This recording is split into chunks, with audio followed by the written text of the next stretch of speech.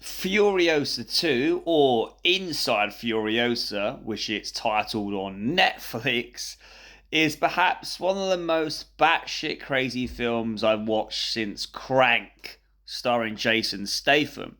Now, I didn't know what I was getting myself into with this. In fact, I didn't even know it was a sequel. Like I said, it's down as Inside Furiosa on Netflix.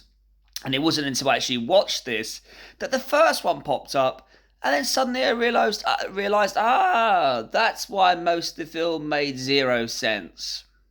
However, with that said, watching it out of context, I think it added more to it. This film alone feels like it's been edited by someone with ADHD on speed. I mean, I have ADHD, never taken speed, but I imagine if I did, this is what I would produce.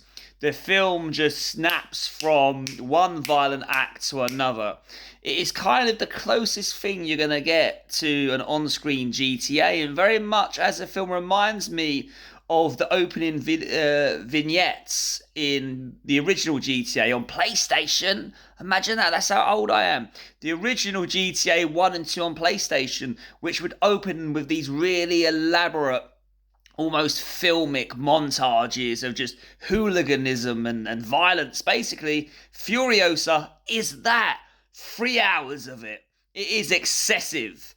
It is excessive violence, drug taking, sex, foul language, just batshit craziness. But you know what? I actually really enjoyed the ride.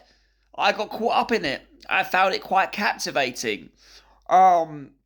I watched it in English dub, and I'm sure actually if I would have been, if I actually would have put the work in and actually put it into its native language and read the subtitles, I probably would have captured probably a lot of nuance that might have been lost in translation.